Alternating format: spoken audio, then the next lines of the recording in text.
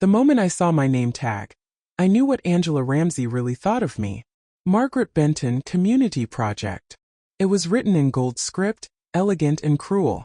Her family burst into quiet chuckles as they glanced at it, sipping champagne and pretending not to stare. I stood at table 14, beside the coat check and far from the chandeliers, reading those words over and over. I smiled, placed the tag gently on the tablecloth, and excused myself with a calm nod. No scene. No tears. But by morning, the Ramseys would know what it really means to label someone. Let me tell you how we got here. Because this story started months before that June evening at the reception hall in Newport. My son Brian had met Angela during a charity gala in Boston. She was 32, polished, educated, the kind of woman who always looked like she was heading to a photo shoot, even when she was just picking up coffee. Her family had deep roots in the East Coast banking world. The kind of names that appear on museum plaques and old brick buildings with brass doors. Brian had called me after their third date, voice excited like a teenager. Mom, she's different. Smart, funny, she knows everything about wine and architecture. She likes that I'm grounded. I was happy for him. At 45, he'd had his share of heartbreak, and if anyone deserved joy, it was him. The first time I met Angela was at a garden brunch her family hosted in Martha's Vineyard. I wore my best blazer, navy with subtle white stitching, and brought a homemade apple tart. When I handed it to Angela, she smiled like I'd given her a rock. "Oh, how quaint," she said. "We don't usually do baked goods. Too many carbs, but it's a sweet gesture." That was the first red flag. I ignored it. People have bad days. Besides, Brian looked so proud introducing me to everyone. Her mother, Lorraine Ramsey, was even worse. She greeted me with a handshake like I was interviewing for a position at the local library. "You're from Portland, right?" she asked, glancing at my shoes. "You must love the slow pace." The engagement came quickly. 2 months later, they were planning a wedding at the Ramsey family estate on Cape Winthrop. Private beach, a guest list of 200, and floral arrangements that cost more than my car. They didn't ask for my input. I offered several times to help with planning, with decor, even to contribute financially. "Oh no," Lorraine had said with a smile that never reached her eyes. "We've got it covered. Just enjoy yourself. You've done enough." I'd done enough? I'd raised Brian alone after his father passed away. I worked 2 jobs to pay for his education. I packed his lunches, ironed his shirts, drove him to every school debate, and cried in secret when he left for college. But I nodded and smiled. I didn't want to cause trouble. They didn't know everything. Not yet. The rehearsal dinner was the first time I realized they had no intention of treating me like family. My place card was missing. I was told to sit anywhere in the back by a coordinator who called me ma'am, with that forced cheerfulness reserved for retail stores and nursing homes. Brian was distracted. He kept checking on Angela. She was stressed, they said. Planning a wedding of this caliber was apparently emotionally exhausting. So I stayed quiet. I smiled. I wore the jewelry Brian gave me on my 60th birthday and kept my cardigan folded neatly over my chair. They could treat me however they liked. I had time. And I knew something they didn't. 3 years earlier, when my husband Walter passed, he left behind not just memories, but a chain of small businesses across the Northeast. I'd taken over quietly. I sold 2 streamlined operations and put the rest under my name. My lawyer, Mr. Evans, called it one of the cleanest transitions I've ever seen. But the Ramseys didn't know that. They thought I still worked part-time at the community center. I let them. Then came the wedding. The estate was transformed into a fantasy. Glowing lanterns, imported orchids, live musicians in every corner. I wore a dark emerald dress, modest and simple. Nothing flashy. I didn't want attention. At the ceremony, Angela looked radiant in her designer gown. Brian teared up when he saw her walking down the aisle. For a moment, I let myself believe it might all be okay. That maybe the coldness was just nerves, and once they were married, things would soften. That moment didn't last long. Because when I reached the reception hall and finally found my table, number 14 of course, tucked behind the kitchen door, I saw the name tag. Margaret Benton Community Project. It was written like a joke. A joke they thought I was too slow to understand. Angela smiled as I sat down. "Hope you like where we placed you. We thought you'd be more comfortable near the staff. It's where you always shine." That's when I knew. They thought I was powerless, and that meant they'd never see it coming. I didn't argue. I didn't cry. I simply stood up, picked up the name tag and walked away from the table. Not in shame. There was a small side room near the back of the estate, used earlier by catering staff. I slipped inside, closed the door and pulled out my phone. There was only one call to make. "Mr. Evans," I said when he answered. "It's time." He didn't ask questions. "We've been preparing for this moment for months." "All adjustments," he confirmed. "All of them," I said. You see, what the Ramseys never knew was that over the past year, I had been acquiring quiet shares in several of their financial interests, indirectly, subtly, through connections, shell corporations, and investment arms managed under my maiden name. The Ramsey family's influence in East Coast finance had been slipping for years. Their image was stronger than their assets, and I knew exactly which strings to pull. "Start with the Wexford partnership," I instructed. "Then move on to the mortgage holding on the Cape Winthrop property.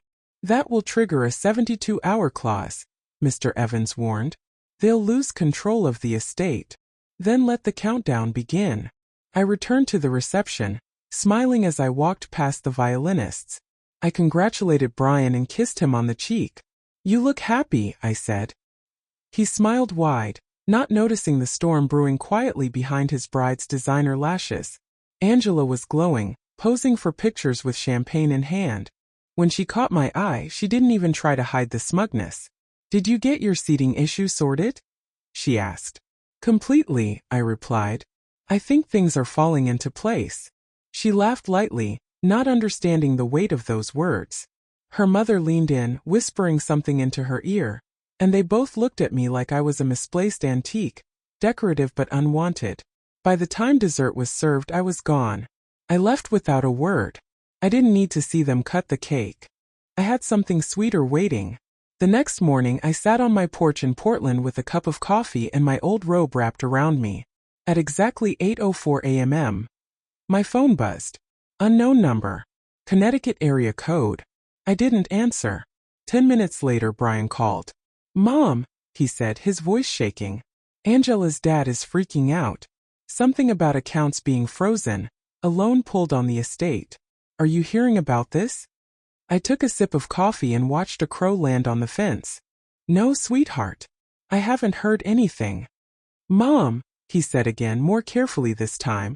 Is this related to you somehow?" "I'm just a community project, remember?" I said softly. Why would I be involved in anything important? There was a long pause. Angela didn't mean that. It was supposed to be funny. "Yes," I said. "Hilarious."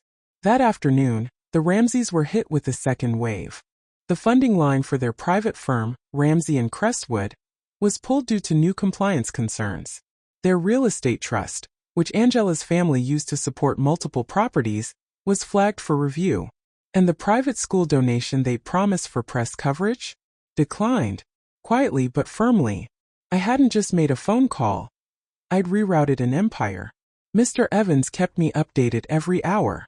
"So far, they haven't connected the dots," he said. "But they will." I didn't care. They wanted to reduce me to a footnote in my own son's story. They laughed behind my back, whispered like I wasn't smart enough to hear, and cast me aside at my son's most important day. So I gave them a lesson in respect, not through shouting, not through confrontation, but by showing them the cost of arrogance. That evening, I received a text from Brian. "Angela's parents want to meet. They think someone is targeting them. Do you know anything about that?" I didn't respond. Not yet. By Monday morning, the Ramseys had called 4 times. Lorraine had left a voicemail that started polite and ended with a hint of panic. "Margaret, this is Lorraine Ramsey. We're experiencing a bit of a situation. I'd really appreciate a moment of your time. Please call me back." I didn't. Instead, I reviewed the updated documents Mr. Evans sent. The Ramseys' estate, the very venue where they held the wedding, was now under foreclosure review. Their investment firm was hemorrhaging clients after quiet rumors of instability, rumors that I'd only had to whisper once in the right ear. It's remarkable how quickly a house built on image can start to collapse when someone gently removes the foundation. I knew Angela and her family would come running, but I didn't expect Brian to show up alone on my doorstep Tuesday morning. He looked like he hadn't slept. His tie was loose and his hands trembled slightly when I opened the door. "Mom, can we talk?" I stepped aside and let him in. He sat at the kitchen table where I'd made him grilled cheese sandwiches and helped with algebra homework, where he'd cried once after losing a job, and where I'd told him to try again because he was better than he knew. Now he looked like a man unraveling. "They're saying someone deliberately triggered the loan defaults. That it's personal. Are you behind this?" I didn't answer right away. I sat across from him, folded my hands, and waited for him to say more. "Angela's father says someone's trying to destroy them, that people in the network are turning away, pulling investments. He's talking about legal action. He's furious." "And you?" I asked. "Are you furious?" He blinked, unsure how to answer. "I just want to know what's going on." I nodded slowly. "Do you remember the summer after high school, when you wanted to go to that leadership camp, but we didn't have the money?" He looked down. "Yeah. You remember how I got a night job cleaning offices? Just to cover it?" "Yeah." "Did you tell Angela that story? Or did she just think I was always a woman with a faded blazer and a slow smile?" He looked ashamed now. She doesn't know much about all that." "No," I said. "She doesn't." I stood and walked to the counter, pouring him a glass of water. My hands were steady. "Brian, I didn't do anything to hurt your wife's family. I simply stopped protecting them." He looked up. "What does that mean?" "It means," I said, "that when someone calls you a joke to your face, and your own son says nothing, it means you finally let people deal with the consequences of their own behavior." He didn't answer. He didn't argue. He just looked like a boy again, the same boy who used to ask me to stay a few more minutes when I tucked him in. I softened. A little. "I'm not here to ruin your life, Brian. But I won't let anyone ruin mine, either." He nodded slowly, stood, and walked to the door. Before he left, he turned back. "They're scared, Mom. Angela, she's never seen her father this way. It's like he's shrinking." I held his gaze. That's what happens when pride is all someone has. After he left, I sat in silence for a long while. Not with regret, with clarity. I hadn't become cruel. I'd become clear. The next morning, Mr. Evans called again. "Margaret, I have good news," he said. "Ramsey and Crestwood attempted to initiate a buyout with one of your shadow firms. They don't know it's you yet, but they're begging for a bailout." I smiled, a tired kind of smile. Let them beg a little longer. Because for once, I wasn't the one being dismissed, ignored, or shoved to the edges of the room. Now they were the ones waiting to be seen. By Thursday, the Ramseys had gone from silence to strategy. Angela sent a message through Brian. A peace offering, she called it. A lunch invitation at a waterfront cafe. Neutral ground. I agreed, not because I wanted to talk, but because I wanted to look her in the eye. She arrived on time, dressed in a beige coat that probably cost as much as my first car. Her smile was polished, practiced. But her eyes, they gave her away. They were darting, cautious, searching for control. "Margaret," she said smoothly, sitting across from me, "thank you for coming." "I was curious," I said plainly, "about what a peace offering looks like from someone who labeled her mother-in-law a charity project." She winced just slightly. "That was meant to be funny. Well, a sort of inside joke. Poor taste, I admit." I didn't respond. I let silence do the work. She cleared her throat and leaned in, her voice dropping. "Look, we've had a rough few days. My parents are in a difficult place. Our firm is facing complications. But I think there's an opportunity here." "An opportunity?" Her lips curled slightly. "Let's be honest. You're clearly more connected than we assumed. Perhaps we could work together. Help each other." There it was. The pivot. The performance. "You want me to save you," I said. "I think we both want stability," she replied. "You're family now. And family sticks together, right?" I leaned in, matching her tone. "Angela, you didn't want a mother-in-law. You wanted a footnote. A prop for your perfect day." She stayed quiet. "You laughed at my dress. You humiliated me with that name tag. You made it clear I wasn't welcome unless I played a very small, very quiet part." She blinked, lips parting slightly. It wasn't personal. But it was, I said. You just didn't think I mattered. The silence between us stretched long enough to hear the waves lapping against the dock behind the cafe. Your family, I continued, built their image on tradition, influence, reputation. But all it took was one push, and it all started crumbling. Angela straightened up, a hint of steel flashing in her expression. So that's it? You're just going to watch us sink? No, I said. I'm going to remind you who you underestimated. And I'm going to make sure my son sees exactly what kind of woman he married. Her voice cracked ever so slightly. He doesn't know everything, does he? No, I said. But he's learning. I stood, placed a $20 bill on the table for my untouched tea, and turned to leave. Margaret, she called after me. We can still fix this. I didn't turn around. You already broke it. That evening I had dinner alone. Just a bowl of soup and toast, but it tasted better than any plate I'd had at the reception, because it came without pretense, without shame. By Saturday the estate was listed. The firm had gone radio silent. Lorraine Ramsey had stepped down from 2 boards for personal reasons, and the Ramseys were now fighting legal fire from within their own investor circle. Mr. Evans updated me again. Your position is untouched. The acquisitions are clean. Your holdings remain discreet. Good. I'd spent decades in the background, raising a son, paying bills, living without flash. And now I was standing in the center of a storm I didn't start, but certainly finished. I pulled out the name tag that started it all. Community Project. Still tucked neatly in my drawer. It would make a good story someday, for someone who thought they knew what strength looked like. By the following week the calls came daily. Lorraine. Angela. Even Angela's younger brother, who had never spoken to me before. The tone changed. Less pride, more panic. Brian came again. This time he didn't ask if I had anything to do with the fallout. He knew. He sat at the kitchen table again, staring at his hands, unable to meet my eyes. I didn't know how bad it was, he said finally. They owe a lot. The estate, the firm. Everything was tied together. The moment you pulled funding, it all started unraveling. I stayed quiet. I stirred my tea. I'm not here to defend them, he added. But Angela, she's not a bad person. Just raised to believe things would always be handled. And they were, I said, until someone told them no. He looked up. She regrets what she did at the wedding. No, Brian, I corrected him. She regrets being caught. He flinched at that. The truth always stings a little more when it's spoken aloud. I sighed, leaning back in my chair. I'm not angry anymore. That left the moment I realized I didn't need to ask for space at their table. I could build my own. Brian was silent, thoughtful. She still wants a future, he said. She wants to make things right. I believe people can change, I said.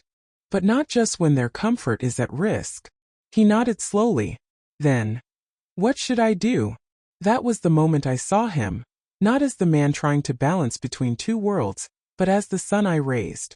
The boy who once sold lemonade to help a neighbor, who wrote me apology notes in block letters after arguments.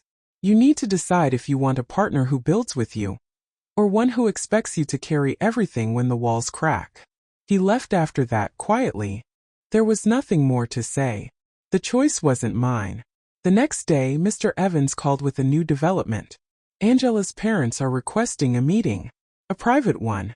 Off record. No. Not even to listen. I already listened. For years. I went out that afternoon and bought myself a new coat. Something I hadn't done in ages. It was soft gray wool, warm and perfectly fitted. I wore it out of the store with the tag still in my purse. No name label on this one. When I returned home, I found a letter in my mailbox. Handwritten. From Angela. It was surprisingly sincere. She didn't beg. She didn't flatter. She told me she had been blind to her own behavior. That she had hurt someone she didn't take time to understand. She wrote, I thought power looked like perfection. Now I realize power is often quiet, and wears comfortable shoes. I smiled at that. It wasn't enough to erase the past, but it was the first real thing I'd seen from her. I folded the letter and placed it beside the name tag. That night I slept better than I had in weeks. 1 month later, the Ramsey name was still echoing in the news, subtly, discreetly, but enough. The estate had been sold under pressure. The firm was restructuring, and Angela's father had stepped away from all remaining business boards. They were no longer a symbol of status, just another family learning to adjust when the mask of invincibility slipped. And me? I didn't make any statements. I didn't gloat. Instead, I made a decision. I updated my will. Mr. Evans and I sat in his quiet office, surrounded by darkwood bookshelves and the scent of old leather. He slid the papers across to me. "Do you want to exclude them completely?" he asked. I paused. "No, but I want the terms to be crystal clear." He nodded. "We can make it conditional." "Exactly. Any distribution, financial or property, is tied to long-term action. Not words. Not letters. Not apologies. Action," he asked. "They must be present," I said. "Not just physically but consistently. Volunteering. Visiting. Calling. Proving that they understand what connection looks like, not just what it's worth. Every month," I added. 1 year minimum." He smiled faintly. "A different kind of investment." "Exactly." We finalized the papers. Not out of spite. Out of principle. I wouldn't reward silence. But I wouldn't shut the door on change either. The difference was now I held the key. Back at home, I poured tea and placed the new documents in the small fireproof safe under my bed. Next to old photo albums. Brian's kindergarten artwork. Walter's last letter. I wasn't bitter. I was clear. The next week Brian came by again. Just him. No Angela. No agenda. He helped trim the hedges. Fixed the loose hinge on the front gate. Sat with me for coffee like he used to. We didn't talk about the trust. Or the firm. Or the name tag. We talked about books. About autumn coming early. About how he missed his dad more now than he used to admit. He was trying. And that was enough for now. A few days later I visited the local library. Donated a collection of books in Walter's name. Sat in the reading room and watched a little girl trace letters with her finger. The world moved on. So did I. Before leaving, I dropped something into the donation box by the exit, the name tag. Margaret Benton Community Project. Let someone else decide what that means. I walked out into the light, coat buttoned, head high, heart full. Not with revenge. With resolve. Because I'd learned something in those months after the wedding. They wanted me to stay quiet, grateful, invisible. Instead, I became unforgettable.